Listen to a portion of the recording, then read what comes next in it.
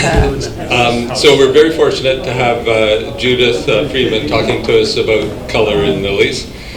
And she really doesn't need any introduction, but I'm going to read it anyway.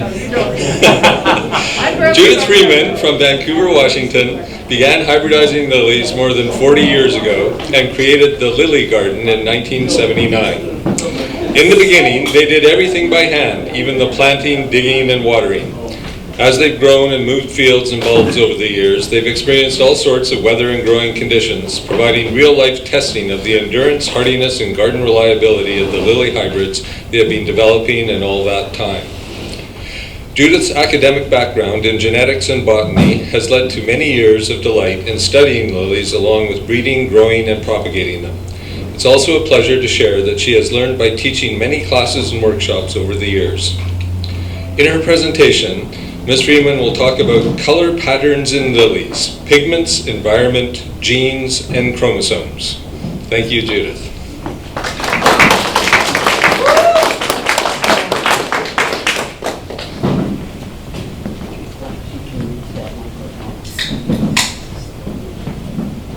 I'm kind of short, so if you can't hear me, Pull it down. I'll pull it down. If you can't hear me, wave your hand. And I'm going to do this more like a conversation, or I would like it to be.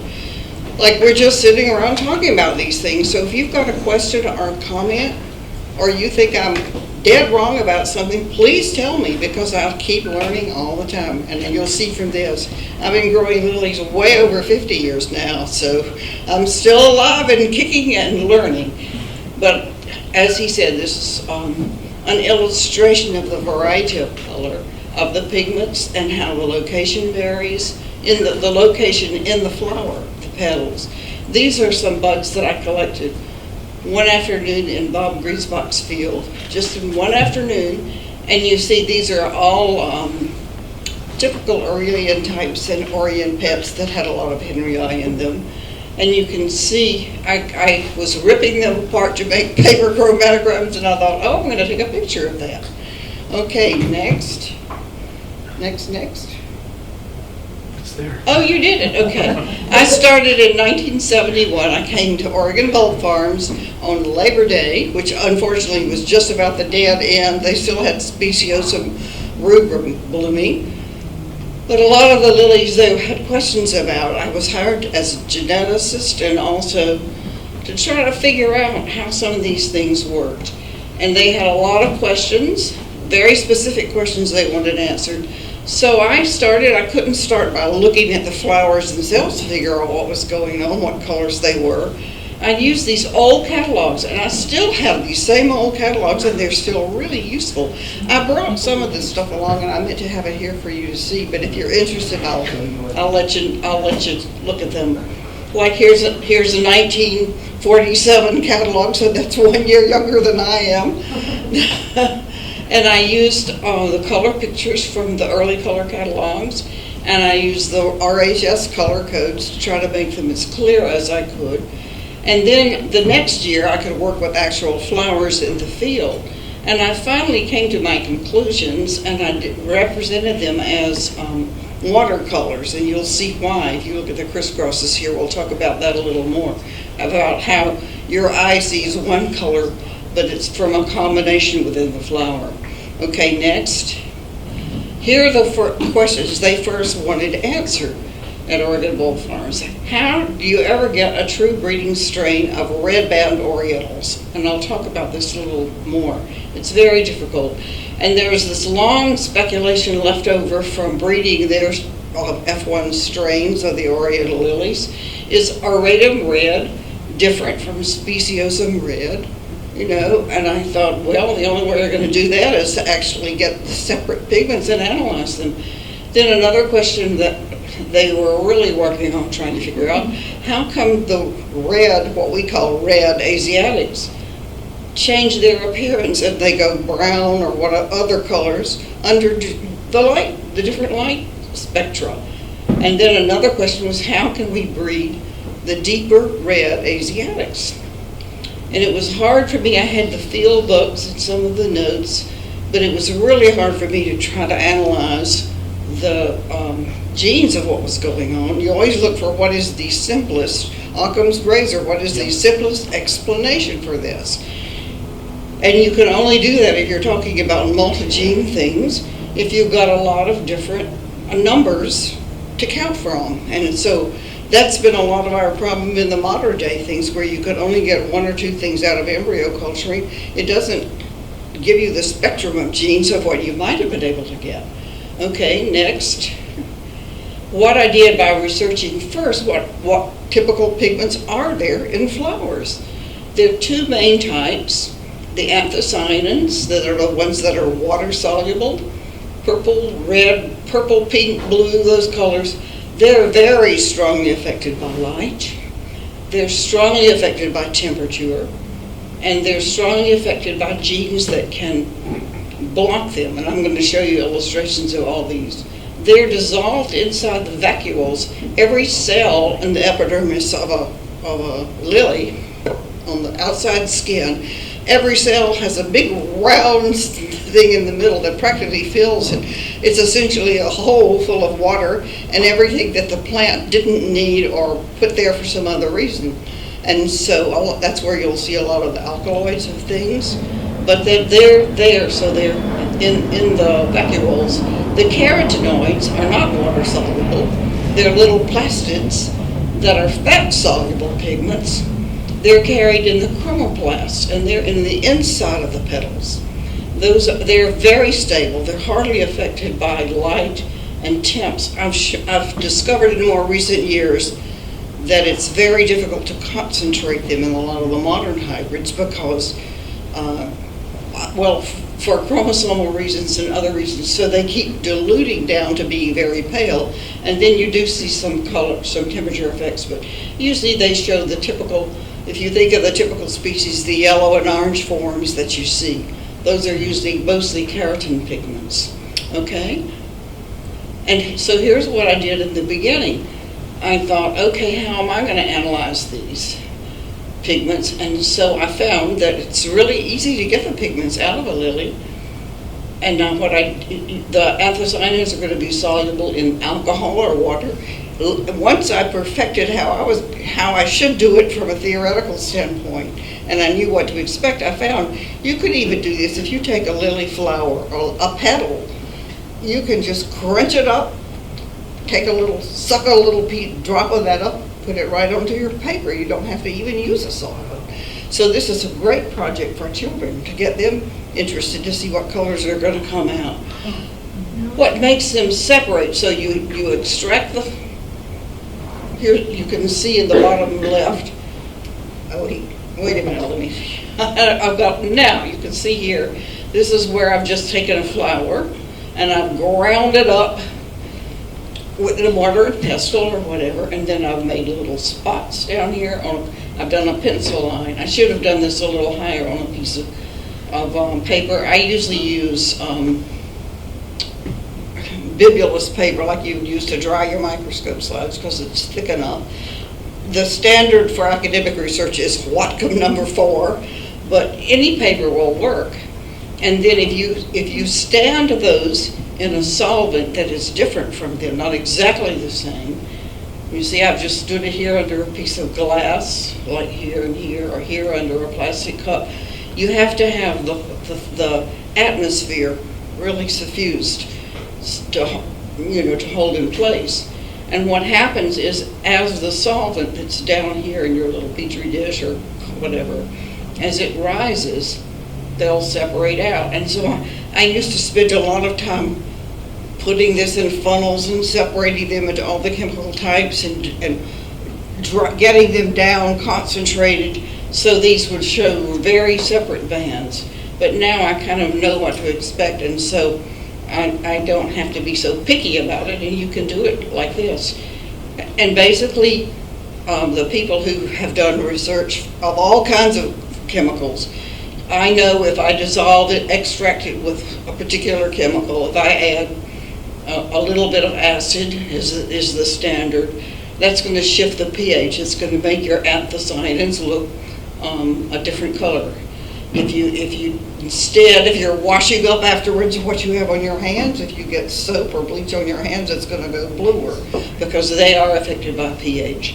If I'm looking at pigments that are fat soluble, then I've got to drop in a few drops of something like nail polish remover or that kind of stuff. So, but if you do it exactly according to the things that have been published over the years and studied over the years, this is how in the beginning they would analyze and they could tell you if somebody had cocaine or something like that, because all of these things will separate out.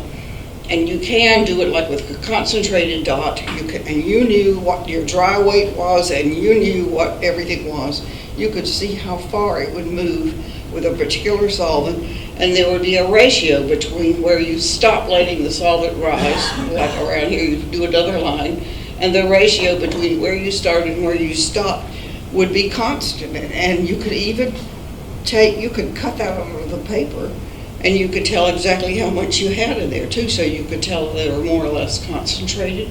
You could do two-dimensional ones. If you started with one dot in the corner, you could let it rise, and then you could flip it on its side and use a different solvent. So you could pretty well see what all was in there, and I learned a lot about doing that. Next. The water-soluble anthocyanins, we hear about this all the time when they're talking about the fruits and berries. There's also an invisible precursor, and you hear them talking about flavonoids all the time. There's a colorless flavone that is the precursor. That's what these things start to build their molecules with, and they're in a lot of the lilies as well. I discovered if I fumed my paper chromatograms with ammonia, it would glow green there. I discovered with a lot of these pigments, I would see things if I stuck them under a UV light. So, I mean, 50 years later, I still have a little UV light underneath the ledge in my kitchen that I can turn the lights out and stick it under there and see what else is going on. But anyway, the water-soluble anthocyanins that are in the range of so many things, berries. This is cyanidin. There's one basic blue. There is combinations that give you purple. There is cyanidin, which is the pinky purpley one, and this is what we see in lilies. And there's the red ones that are pelargonium, which sounds like pelargonia. You can see what they're from, what they're like. Okay, let's go next. So that's what we see in the plant world. What ones do we find in lily flowers? This really confused me. Not confused me, but surprised me so many times. I think I know what to expect. And I think if you look at peonies, if you look at iris, if you look at African violets, they usually will have a lot of different, they'll have more than one. Their sugars, for every anthocyanin, they're connected chemically. The molecule contains sugars. Adding or changing or move the position of the sugars will alter what it looks like. If you're talking about the molecule itself, every little place that you change an H to a CH3 or an H hooks onto an OH, little changes like that will happen, and that will make things look a little bluer or whatever. So I expected to find a variety of things, but that's not what I found. I found in all the ones that I tested, here's some illustrations, I found one single anthocyanin pigment with one sugar attachment. Sometimes if you extracted the pigment with acid, you would think you had two sugar attachments, but it's just because you had zapped apart your sugar into two other sugars.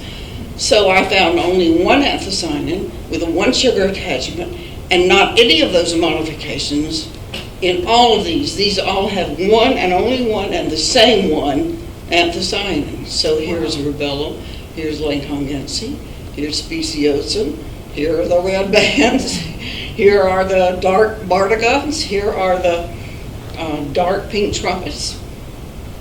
Just one. Okay, next. Oh, wait a minute.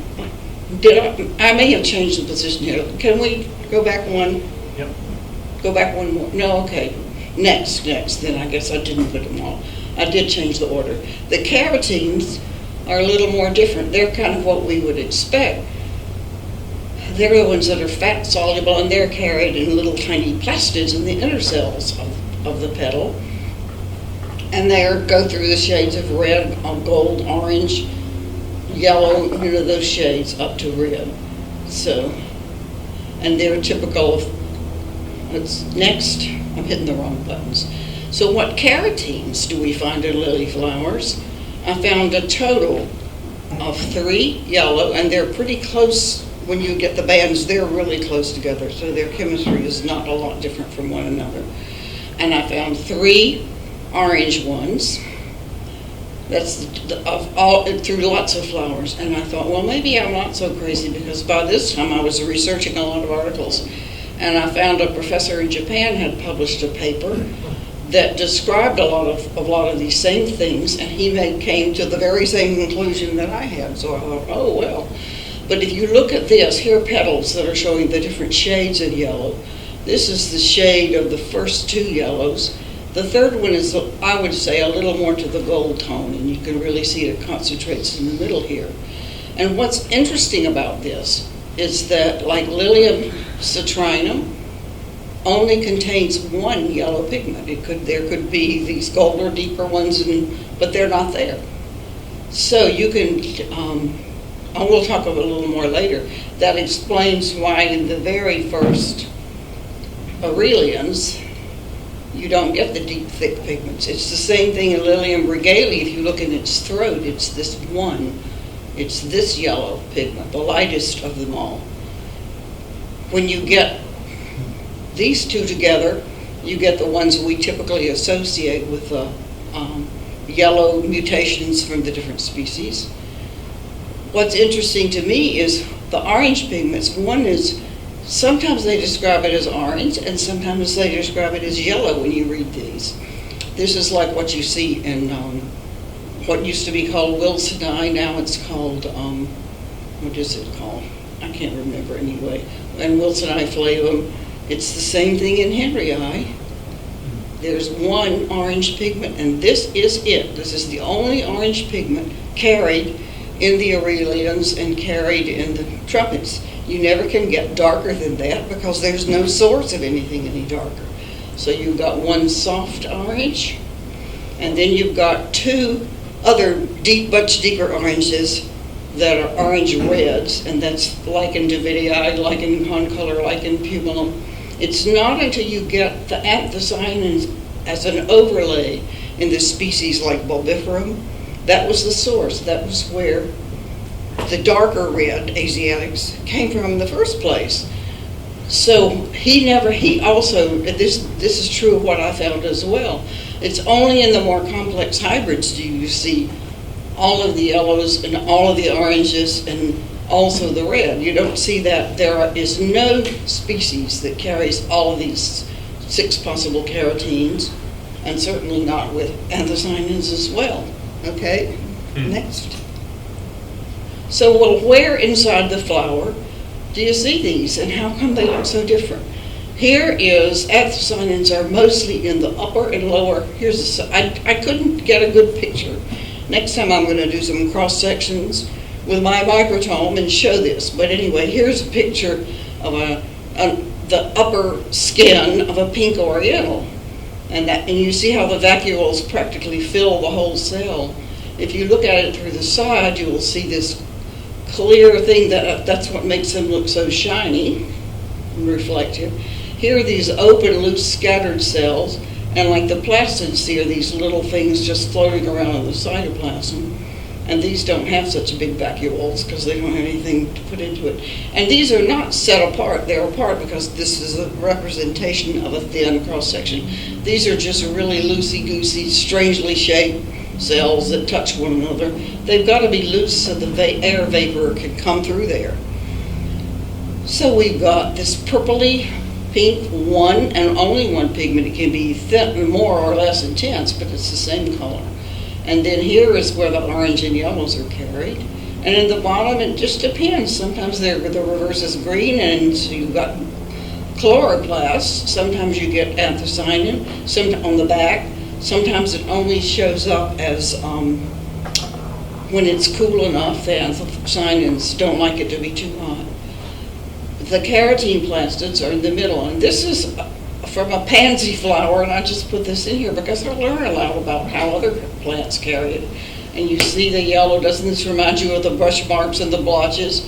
And here you could really see the very outside layer is this purple color, and in the inner layers, and they're not typical of our lilies, but they're typical cells that it's in the middle that you see the yellows. Okay, next. We see the flower as we look at the flower, and we see it as one color, but it's like looking through several layers of stained glass. We see them as one color, but it's really a combination of what you see in all the layers. And that's why I've presented my final findings as a grid of pigments with anthocyanins on one axis. And by anthocyanins, I just meant the intensity of them because there was only one. And the carotenes on the other, intercrossing to show visible color. Because like, look here, this is not too concentrated, but this is the color. And where it crosses orange, see, it looks red. That's what we see when we see a lot of these crosses. Here it would be concentrated deeper because it would be maybe a little heavier with the carotenes and a little deeper here. When it crosses yellow or light gold, it looks brown and bronzy. So it's not like there is a bronze pigment. There isn't one. That's what our eye perceives. And all of these are inherited independently of one another. Okay, next. So how does the environment affect this? A lot of these things are observations I'm sure you've made in the garden. Anthocyanins, the watery pinkies, are very strongly affected by light. If you have too little or too much, it will reduce them or, decompose them. Cooler temperatures especially will intensify them. When I first moved my fields 20 miles north from the Boring, Oregon, Boring is the name of the town, Boring, Oregon, up to, can you believe, up to Washington State. It was just 20 miles north, but it was in the crook of a river where there was always a breeze. It was a little bit cooler. And I had lilies that I never knew would show pink, would show little blushes of pink in the middle or the tips or the reverse because it was just that much cooler to reveal them that they really were there. But you can see this very easily if you think about the pink trumpet lilies. Because you think about how one summer, if it's 108 degrees outside, they're going to be pretty pale. The next summer, you have a nice cool summer for us, and they'll be quite intense. And sometimes it's the night temperatures that make a big difference. Because like where I come from in North Carolina, they would be white because the night temperatures are still going to be very, very warm. So you can see here, this is the very same clone, the very same plant. One season when it was really cool, and one season when it was really hot. The anthocyanins fade, but the carotenes in the throat, they're the same. They're not so affected by that. They're fat soluble, and they're a lot more stable. You can see that as you see, you think, where does an egg yolk get its color? Well, it's come all the way through the chicken from the grass, that it was in the grass, obscured there by the green. And you think about butter, it's the same thing as it goes through the process of turning into butter. The yellows and oranges, they're really stable, fat-soluble, stable pigments. But anyway, so you can see how this works, okay? The reality is, which a lot of people still do not realize, there aren't any red pigments. There is no true red pigment in the genus Lilium.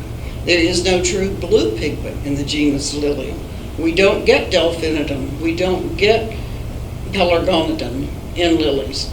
Instead, what we get are the deepest reds have deeper orange carotenes on the inside and purple-pink anthocyanins on top that you look through.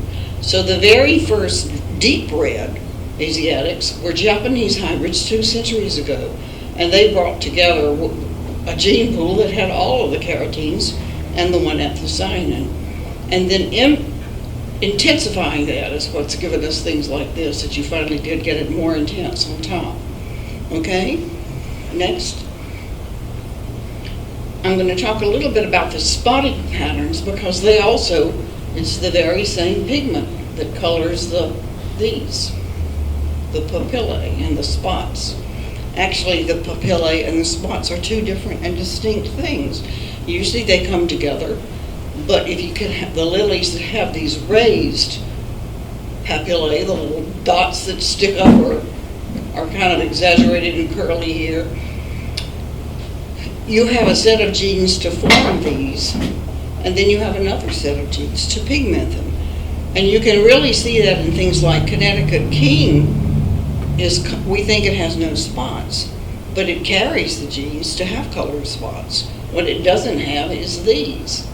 So you can have situations where you cross that with another lily that is also spotless, and you suddenly get spots. And you think, how did that happen? Because usually you think it's a simple recessive, but that's not actually how it works. You've got to have both. And you'll see also these little, I'm very interested in the Aurelians, this little pencil line. You see it in Asiatics as well. It's the same pigment. And look here at the papillae, how they're pigmented on the tippy top, just the top edge. So they're very interesting. You get these little pencil lines extending from the nectary a lot in nectary, in amabile. And I think that you'll see it also came through some of my crosses that were from Lancongesi, the early crosses. One, you'll see large spots. The Japanese who have studied pigment in more recent years, they described them as being one set of genes as being a spatter gene, and it's what I would call the speckles gene. And they distinguish between the type that you can feel it with your hand and it's a little round blip, and the ones where you got, an extrusion that you can really see. Because you can also get it just in the epidermis, that the cell that carries it doesn't stick up. What's interesting to me, so you'll see those on smooth petals as well, is henryi, is the whiskers that come from henryi. It doesn't come from any other species, and you never see the whiskers in henryi itself. But it's really interesting to me as to how it works. And I'll talk a little more about this later, but as far as I know, I have never seen the true whiskers in anything that didn't have some henryi in its background. Okay, next. Okay, I just called this the speckling gene from the very beginning. This is the first case that I saw because this was the first ones that I dealt with.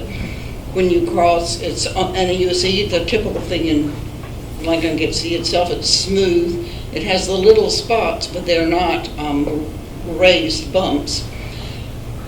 On its hybrids, the first and second generation, it can combine the speckles with these little lines. I would see that rather often.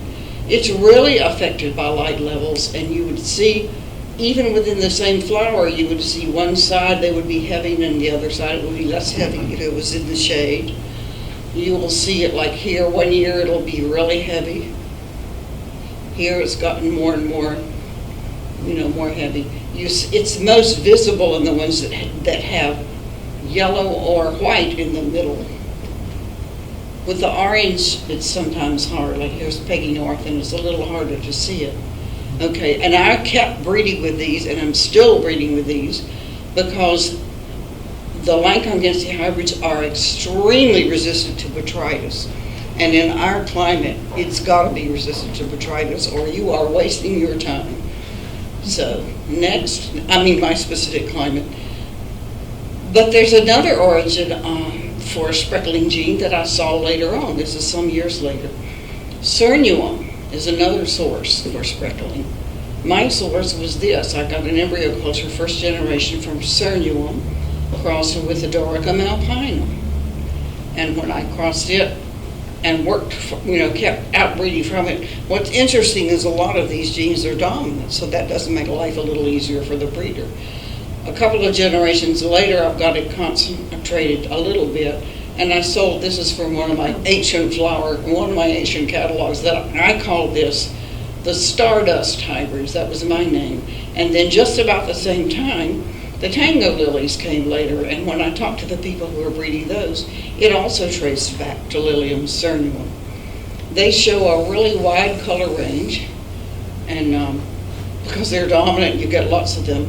and you've gotten them in recent years really coalesced to darker, even over into other of the divisions, like here's a red A, Solongiclorum hybrid, crossed with some of the mixed stardust pollens.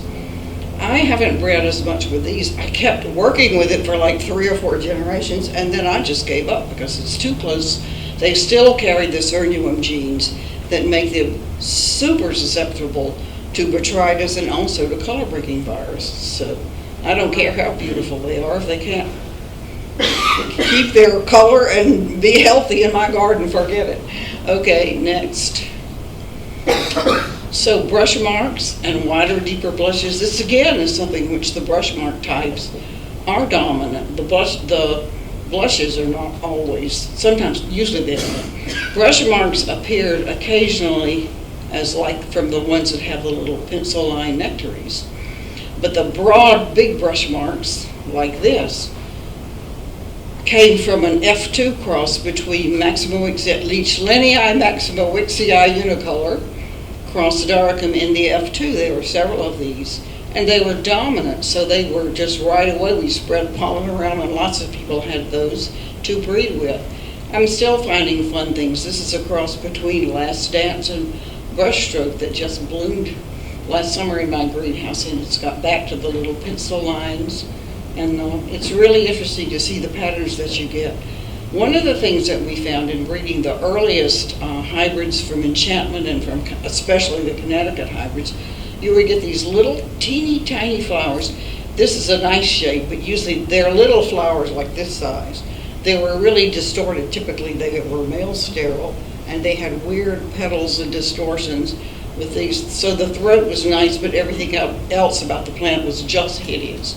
But anyways, we bred so that, I mean, we would just, I remember in the field books that I would look through the old field books from Oregon Ball Farms, and they would read notations in Earl Hornback's handwriting. It would say, rogues, dogs, and idiots. And these were the kinds of things he was talking about.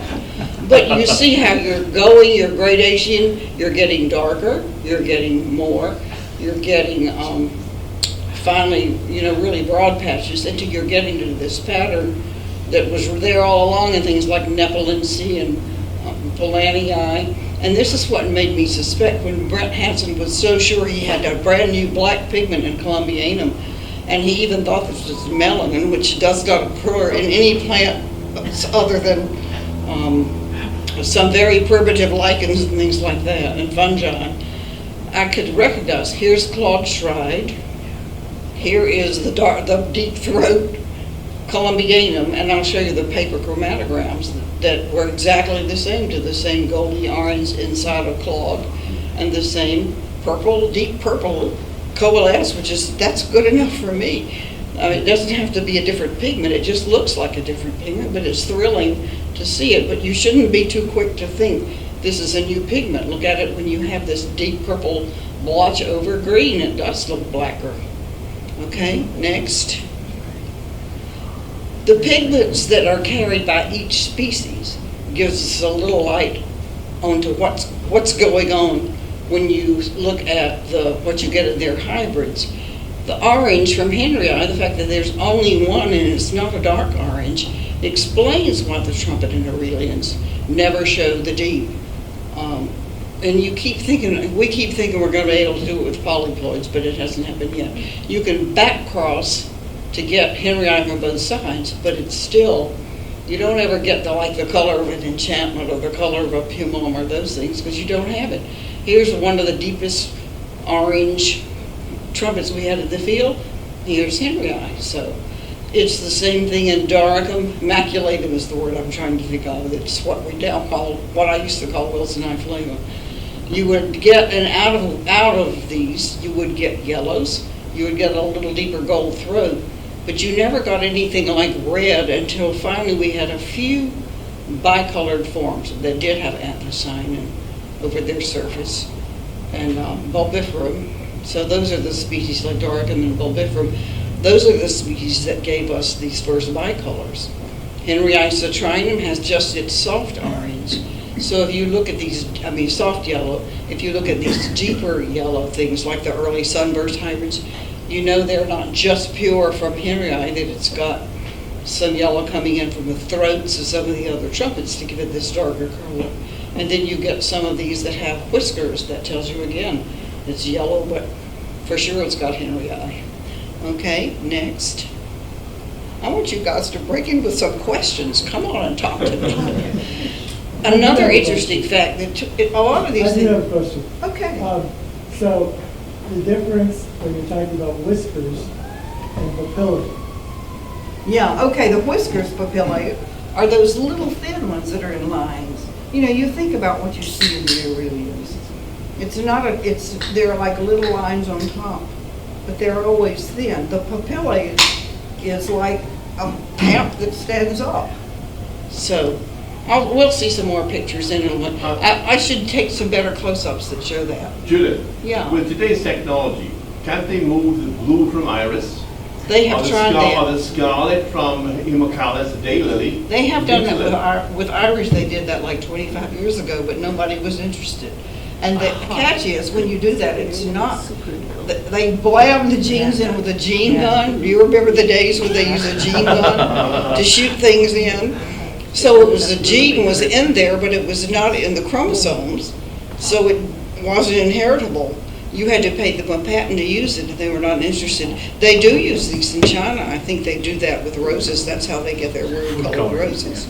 And the only way I've found that you could get a blue or lily through natural breeding, since there isn't any cyanin, is if you breed the ones that fade really fast. The reason they fade really fast and look more blue and gray is because in the anthocyanins, instead you get more of this colorless flavon. And you can see that in a lot of the white lilies, which ones carry it by fuming them with ammonia. So that would be nice, but that still wouldn't get the gene where we want it. I'm sure that could be done. I'm sure that could be done, but I haven't been able to figure out how to do it. And I hope somebody here in this very room will figure out how to do it. That would be great. Colin, what's that new process they use for splicing in things? CRISPR. CRISPR. Yeah, so Have you tried can, that? well, you can do it, but I mean, with CRISPR, it doesn't, the person who got the gene, it may or may not be inheritable. And so I always want things that are. So CRISPR is what helps you. You've got a little fragment of DNA, and it makes, or a little piece of part of a gene, and you can quickly produce a whole lot of it. That's the main purpose. But I'm sure in time these things will happen. Anyway, I found that a lot of the species colors are very strongly linked to genes for the location and the flower. Like the anthocyanin that comes from speciosum, always, those things, their descendants for many generations along, always have a white edge.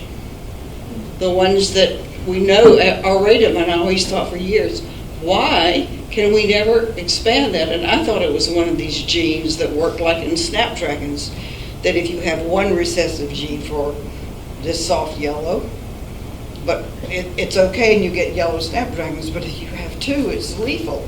But like many of my brilliant conclusions, that's completely wrong. That isn't what was going on at all. So it's just a recessive, and I don't know why. I'll talk about that a little more later as well. But anyway, it works the same way. And you can see here at the very tip, there's a little bit of anthocyanin. Okay, rubellum and japonicum are usually diluted. See, it's a much lighter color. That's why we think it's pink. It's the same pigment as this. It's just diluted because it comes ready-made, mixed half and half with the colorless precursor. And it always spreads all the way to the edge. So that's very interesting to me. Look at how, the other thing I didn't even have a slide here to talk about, but I've always looked at how those colors pair up with the colors of the pollen. And so that's an interesting fact. We don't have the anthocyanin heavy showing up here either. But here we have rubellum and japonicum hybrids. Always spread to and that's what is interesting about them, but it's also their curse as far as showing color-breaking virus, and it's just not being the most enduring clones. Okay, next. In the trumpet and Aurelian hybrids, you see location genes as well. The early trumpet Aurelian crosses showed that the carotene colored, the carotenes are all dominant over having no carotenes, because very occasionally you'll find a trumpet that doesn't have color in the throat, but you won't find a lot of them. But what happens is the color is dominant, but it's confined just to the throat. So here is typical white trumpet, typical Henry I. This is what you get in the middle, something like white Henry I. The anthocyanins are dominant over having no anthocyanins, but if you're talking about the trumpet lilies, those types, almost always, it's really, really hard to get it to spread beyond the edges. It's super easy to, you can produce 1,000 of these if it's cool enough to show itself. Here is where we cross the darkest, purplest trumpets with leucanthum. And this is what we got, 100%, this type of thing. So here's an example of these facts combined. This is very typical. You'll end up with, here has got a lot more Henry I influence, and you see it's the more golden orange, golden yellow, but the pink is here. And so it's been a bear, even with tetraploids, to get pink. Unless it's cool weather, it won't show. The genes will be there, but it won't spread to your eye across the flower. So it's a bear to do. And I'm still trying to figure out how to do it. One of the big mysteries in the lily world is, to this day, nobody knows for sure how they got the first pink trumpets. And I was just talking this morning about that. The very early breeding records at Oregon Bulb Farms don't start, the records start sometime after the breeding came. So a lot of those things came from other people's breeding. And the theory, they always speculated about it, and they felt that it probably came from either Sargentiae or Sulfurium is what made it able to spread and become the pink, the dark, the pink trumpet, diploid trumpets. But nobody knows that for sure. Everything I've ever seen from Sulfurium was way susceptible to virus and didn't last very long. So I think it's more likely that it was Sargentiae. But it was not a gene that originated at Oregon Bulb Farms. And if DeGraff didn't want anybody to know that he didn't originate those, he just they didn't put them in the records. Didn't Laverne Freeman do a bunch of that? He did, yeah. He got a lot of. He did. Oh, he did fabulous things. He's the first person who did the regalia with the solid gold, royal gold. Yeah, he found that where there was a mutation that released the gold over the whole flower. And it was obviously just pure regalia, not anything else. But here's what you would get with the typical diploids: is you get the pink. If you cross the dark pink, you get the pink on the edge, and you get the orangey gold, whatever, in the throat. Okay. Oh yeah, he was not the only. I mean, there were a number of people. Carlton Yerkes played his part. Norma Pfeiffer bred a lot of the first. That's where all the pink hybrids that were the forerunners of the pink oriental strains from Oregon Bulb Farms. They didn't originate there either. Okay. Next. So sometimes you don't have to rip apart the flower to see what's going on in the different layers. We can, now that you understand how they're carried and how some are location genes and some are just anthocyanins or carotenes, then you see how some of these form. And the bicolors, the tricolors, you see here the two colors. You see it also very conspicuously when you have color breaking virus. And I wanted to find a picture where I have the yellow and orange layers. You can even see it on the back layers of some of these. It's very obvious, and that's the downside of the rubellum japonicum ancestry, because they're super susceptible. So we have all these fabulous dark, spread all over the flower, pink, OTs, and if they are also with the longiflorum hybrids, the first time they get a whiff of virus, they have terrible color breaking virus that you can see so easily. If it's a yellow one, they can still have the color breaking virus, but you don't see it because the top layer is clear. But if you hold it at the right angle to the light, you can see. Anyway, you see this also in what are called haloed spots. You see what's underneath the spots. So this is a bicolor, but it also has halo spots. But then what I do out in the garden, a lot of times if I want to know what's inside something, is I just take the tip of my scalpel and I pull a little piece off. So it's not telling me anything new here because I can see the color. But sometimes the color doesn't go very far and then it'll be a different color in here underneath. But here's where I pulled a piece off and you can see it's orange inside. Here's one of these that's a dark kind of rosy color, and when I pull it off it's white underneath. So those are different ways to analyze that are a little easier than making up your chromatograms. Okay, next. Then sometimes just what we understand will tell us what's going on. Like you can see here that you've got the deeper gold. And this is true with a lot of the carotenes, especially when they're diluted, that you'll get one deeper one that's shown in this starry pattern in the middle and then the other two. So here's the two yellows and here's the third. We'll also see this because we're familiar with what they look like when they're over carotenes, but over green, over chlorophylls, you've got this. You look how dark it looks black there. Here's one we just talked about where it's over the coalescent spots in Columbianum. That's what we get in these. This is a slide, a picture Brian sent me, and you really see it's over the green, and the green has spread, but here's where this, you'll see that sometimes in the field if it's cool weather, it's just Henryi itself or in Roshornii. And what's really amazing is if you take a picture in the field and you don't see this part at all, but when you take your picture and you blow it up and you really look at your picture, you can see it if you intensify the color. So it was just paler, but it was there. Then this is like where Lane Spence has crossed his red band. Look how black that looks. And it's the same thing, it's over green. Okay, next. Here's one of the puzzles that puzzled me for many years. I don't want to tell you how long, trying to figure out what was going on with this, because I told you the lilies do not follow the patterns. You do not get the Mendelian ratios you expect lots of times, and it's because you're dealing with a lot of different things. Why are so many of the F1, the first crosses between like the orange, Pumilum, Davidii, and you cross them with a pink like Cernuum or Langkongensi, and you get these that are almost beige. So where did the orange go? How come the pink is so pale? And it's only there if it's coolish weather. If it's blazing hot, this will be almost white. Same thing here. Pumilum cross Cernuum. Look at the color and you think, where did the pink go? If it opened on a cool day, you'll see a little bit.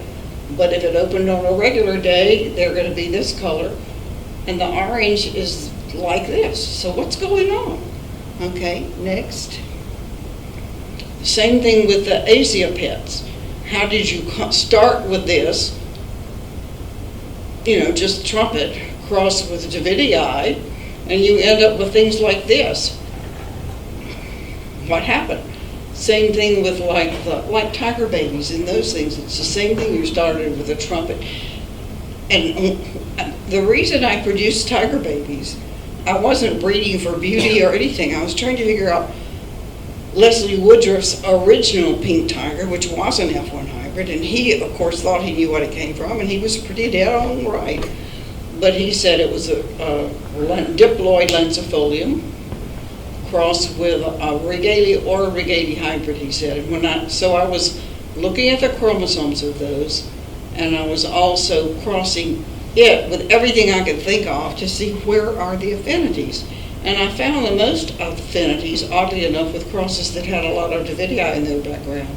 And out of these, so this is 2 generations, not just the very next generation, but you still see the same pattern of where did the orange go? Why is it this pale peach color? Mardigans crossed with the Viva. I haven't done a lot of this kind of breeding, so I don't have a lot of experience. Here's my first hybrid that did bloom. And it was, where is the color of pumilum? It's here, but much, much paler. On the cool weather, it was pale pink, and I couldn't breathe with it any further. But what's even more amazing to me is this isn't just a second generation thing, third generation thing. It goes on, and you never get back to these colors. That's what I found that puzzled me. And I'll give you my explanation in a little bit, but it's still an ongoing thing. Okay, next. So I learned a lot of things, once again, from the lilies that you think, this is not normal, this is crazy, this cannot be right, but you always learn from it. And Lynn Marshall in the very beginning is the person who told me I must breed with this beautiful lily, albopane. Isn't that a gorgeous thing? Wouldn't you love to have that in your field? This is the toughest lily. And the nice thing, it's an albino. And the flowers would start to bloom in the middle, and they would kind of go up and go down. Since then, I have seen that same gene operating in populations where I had really big populations of Davidii, and I think that's where it came from. He was sure that it was a cross between a Connecticut Yankee hybrid crossed with Italiansi or Wardii or one of those. And the reason that he believed that was the way it crawls underground before it comes up, but that's also characteristic of Davidii, and so I think it has a lot of Davidii ancestry, and it has the strength from that and the strength from Connecticut Yankee. I mean, those are toughy things. They're still kicking around. So, but if you crossed it, Lynn said, okay, you're going to get beautiful things. If you cross this hideous looking lily with pumilum, look what you got. White butterflies, Tibetan snow. I got these things like, look at the stem. You still have Tibetan snow, don't you? What is that? At the lily garden, they still have Tibetan snow. Oh yeah, so here is Casper. This is 50 years later. This is cross albopane, crossed with bingo. And I got pinks, because what I did was blip out the carotenes, and in some cases you blipped out the carotenes and you got what was on the surface. It could be clear on the surface. It could be pink or deeper pink. But here's Casper with all these flowers. This was just from Denise Halverson. Look at this picture that Brian sent me. Isn't this fabulous? But look at the inflorescence, and this is typically what you got. You got these long, well-spaced inflorescence, high bud count always, nothing, Would you have thought that this was the mother? Not in a million years, but there's still things that are kicking around 50 years later. So it was worth I learned to really listen when he told me something. He was using it because he thought from it he would get all these weird speckling patterns and things like that. But he knew he would get tough things, and he would get the inflorescence we were after. So, bravo to Lynn. Okay, next. Judith, may I ask a question, please? Sure. With albopane, does it have like sort of distorted and malformed? Oh, you bet. They're usually just horrible. I don't have it anymore. I wish I still had it. But I have these things. Can you go back one? I still have things like white butterflies, like Tibetan snow has a slightly malformed flower. And you did get a lot of these pollen-free things out of it. And Fairest? Yeah. Still around? What is that? Fairest, is that still around? I don't think it's around anymore. I lost it when the neighbor's cows got out into our field and stomped it into oblivion. Oh, me, I lost one year. I had cleared everything else out of the barn, and I always leave the special things to handle last. So then we had like a little tornado that went through the barn, and it flipped the door open where I had those in the barn, and the neighbor brought the cows in, and they ate all my new special things. So. It was a gorgeous lily. I loved it. But Casper, you can still breed with Casper. You can breed with Tibetan snow, and it's super fertile. It's a good parent. It's pollen-free, but you'll get a lot of good stuff. I bred a lot with white butterflies, because for me, it also produces unreduced gametes, so I could cross it with weird things, and I could get triploids out of it. I could, it's really a good parent to use.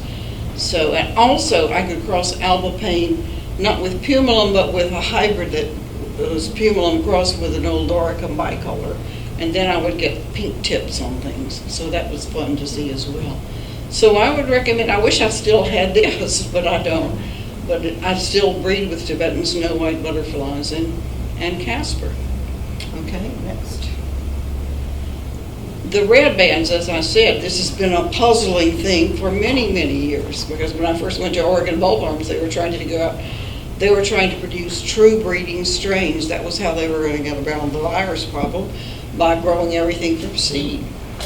So, but the red bands, wait a minute, here we go.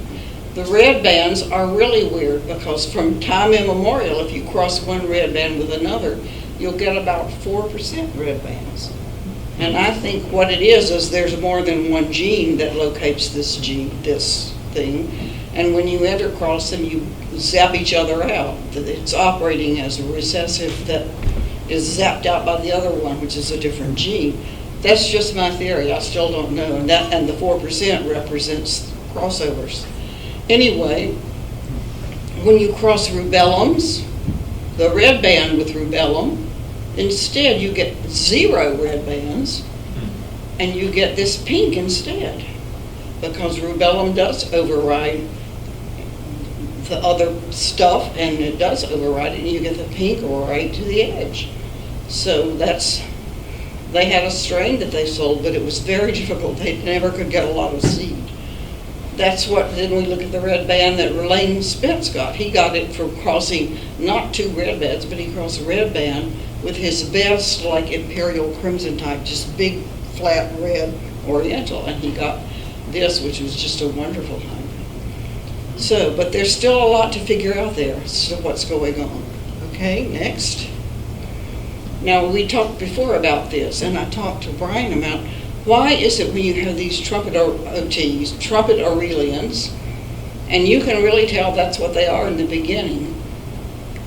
I'll tell you, like the tiger babies, if you don't believe that really has regalia in it, if you have enough in your field, you can smell what smells like regalia. Just one stem won't do it, but if you got a lot, you'll think, it hasn't bloomed yet, why do I smell it? And it's still carrying it. These all still carry those fragrances, but they're diluted. So, but since you only have one pale orange carotene from Henryi, it doesn't have the 2 that would make them look more like red peppers or like pumilum or something. And the trumpet Aurelian cross Asiatic crosses, they don't cross back to the trumpets. I don't care what anybody tells you. Genetically, they hardly have any. The newer ones have probably, if they have enough genes to even tell, I would be amazed, because the only way they cross is with the Asiatics. So you keep getting this, but you still keep getting the flexed flower form. It doesn't follow the ratios you expect at all. The Davidii that's behind a lot of these, you really still see that. Look at the inflorescence. It still doesn't, but they're really strong. You still don't get back. If something is a true cross, you can count on that. You can see both parents in it. I don't care what anybody tells me. If they show me something and I don't see both parents, I usually assume they thought that was the cross that they made, but it wasn't. But I may be wrong about this. But you see here, you can still see the Davidii. You can smell the trumpet form, but you don't get you never go back to the form of a trumpet. Whoops. You never go back to the deeper orange colors that you think you can get that from the Asiatics, but and these are crosses that Johann Mach made from my variety, China Express. And I'll talk a little bit about that later. He used a wider range of pollens, and he crossed this with quite some dark colors. And I've been able to get a somewhat darker orange, but I've never been able to get as dark as a typical orange Asiatic either. So, but I know from the blooming time and the flower form and the fragrances, I know which crosses are true the way I think they are. Okay, next. Yeah? We're at 1 hour. Okay, I've got about 3 or 4 more slides? Go ahead. I think I'll make it quick. I'm Okay. gonna be shorter, so it's okay. I'll just make it quick. Henry eye, I've learned, can release the carotenes all over the whole flower. Here's Henry eye auratum. So when you cross it with an oriental, it can spread. It's not confined to the throat. Henry eye across the trumpets, you usually get this, and when you cross this back to the typical things, you get that pattern. Here, when you cross it with rubellum, this is a cross that Johann Mach made, and you see the gold band, you can see it, and it's expressed. You can see it because it's pale, the pink is pale enough to see it. Okay, next. When you cross the typical auratum cross diploid orientals, the gold band can just be gone. And so we bred all this like the original imperial silvers were basically 3/4 species of alum and 1/4 auratum. So they didn't have enough genes for this recessive to show up. It can pop out a few imperial gold because it is a recessive, so you'll get a few. The true gold bands can never give you this form because if it was a gold band to start with, there's no speciesum album genes to let it be expressed. The gold band itself, you see this, is often linked with yes or no anthocyanin, but very seldom do they cross one another. I've seen this only like here's one of the Johann Mach's pinks, in which it's pale enough that you can see it, and that's where we get some of these peachy shades, which I think are great. Next. Okay, here's in thousands and thousands of auratum. The gold band doesn't widen, except in Johann Mach's field. And this is true, and it's not an OT, because you can look at the polleny anthers. You can look right away and see it's completely fertile. It's fat enough to fall off on the flower. So he has been able to do that, and he's even extended these into, look at these peachy shades, and look at these fertile anthers. If they will have lots of the other stuff in there, they wouldn't look like that. Okay, next. I'm just about through. I also found that OTs have brought us new patterns. Here's my very first cross between Alexandria and Speciosum. 1973 is when this flowered, and here's the Speciosum in this starry pattern. Here it is again. You know, you see, look at this in starboard sensation. Here's the same pattern. Here's the same pattern in quintessence. Here it is in tetraploid seedlings. Here it is when we cross Midnight and Stargazer, and we cross, you know, you just see this over and over in diploid, triploids, tetraploids, this same recurring pattern that the anthocyanin is confined to this pattern. Okay, next. When I'll see new things, it'll trigger for me new layers. So here we can see that the Henry eye is there underneath. In Black Beauty, we don't see it so easily because it's covered by this intense red. In Scheherazade, which has another set of genes, it's a triploid instead, it's got also this golden orange coming in from the trumpet parent. So in cool weather, you'll see it, and it has spread to the edges. And when you add leucath into the gene pool with white Henry eye, then you've got enough genes to show the white here. And here is a picture of a chimera from Leslie Woodruff in the field. And it shows you what was inside. It shows you that here's this paler yellow that's been diluted, confined to the throat. Okay, next. Polyploids. I started to just leave this off because it took me so many years to figure out. It explains so much of this. Almost all of my early F1 embryo cultured hybrids, they were only fertile as the mother plant. When I pollinated them with fertile diploids, everything that came out of them that lived, the embryos, they were all triploids, and their color patterns were nothing remotely like Mendelian. And it's the same thing. You see, I've seen this over and over and over. So what it really is you've got 3 equal parents, because the mother plant, by unreduced gametes, was producing the same thing as if the mother had been made tetraploid and had produced a normal egg.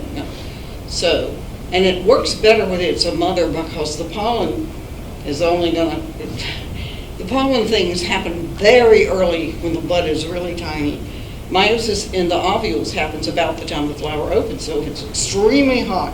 That's how I finally got my trumpet Asiatics across. It was because it was super hot, and it was the 9th year. I had done this 9 years in a row, and it was super, super hot. And that year I finally got all these things using white butterflies as the parent. Okay, next, and then I'll be to the end. Polyploidy is still a big deal. It's still a hurdle. I don't care what anybody tells you about how this is going to bring us. It may produce a lot of interesting things, but they're not going to be easy garden lilies. The tetras just take a lot more time to reach maturity. Here's the field in its 3rd year. Here are the diploid trumpets. Here are the tetraploid trumpets. Which one of you are going to grow your crop for 3 years in the field? Don't you want to have something you can sell? What I found was for the triploids, that takes, for every set of chromosomes, it takes another year.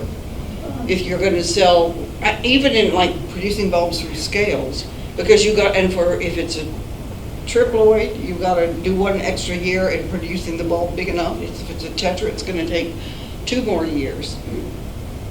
And also, tetras are the big bears because if there's any frost or anything like that, they're the ones that are so thick and crisp. If you have hail, they're the ones that are going to be damaged.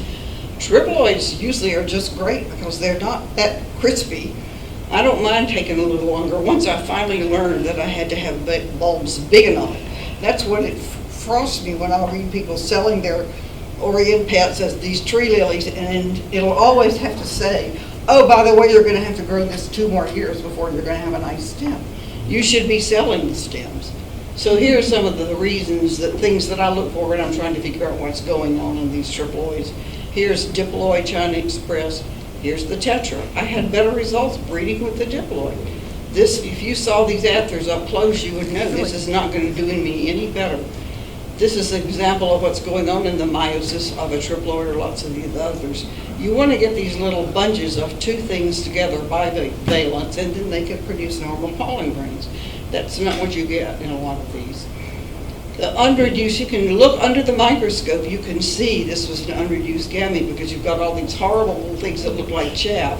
And then you've got these big round ones that are much bigger and rounder than the usual ones. These are where they did not undergo the second meiosis to produce what they should have if it's going to be a good breeder. But sometimes you get these where you don't expect it. Even Kushimaya, everybody says this is completely sterile. Here's a pollen grain sprouting. So it's not always what you want. Okay, one last slide. Okay. Every year, and then I'll finally shut up. Every year I get something new. I get new questions. I keep working on the old questions. It's still fun for me. Here's my big question. Why can't we spread the papellae color anthocyanin from Henryi or from anything, from Arabian, from anything? Why can't we get that to spread? So, and as we further scramble the intersectional genetic divisions, how are these things going to combine and override each other? So those are the questions I'm still thinking about. And now I'm going to shut up. And if you've got questions, you come and ask me. We do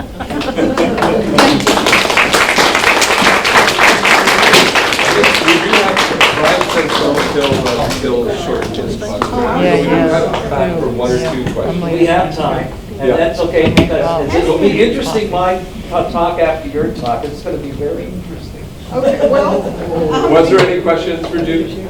Ask her. Yeah, Okay. Michael? Super Scheherazade, auto Scheherazade, is it a mutation or is Yes, that? it's a mutation, and every once in a while, I think it's a mutation, probably a chimera mutation. And it surprised me. I bet I haven't seen 4 or 5 true mutations in the genus Lilium in all the years. They're very, very rare because of its great big hopper chromosomes that I can already carry a lot of implications.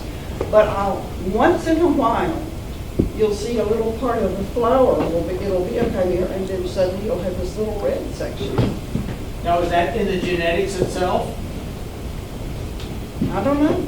Okay. I don't know. But silver Scheherazade, Yeah, it's silver Scheherazade. lacking anthracyanin pigment, Yeah, but it's and lacking the gene for anthracyanin. Yeah, but there's pigment. also a little bit of red that shows up every now and then. Yeah, and I was going to say, I should show you some slides because if it's really cool weather, you'll see a pale, pretty yellow in cool weather, and you'll see the pink.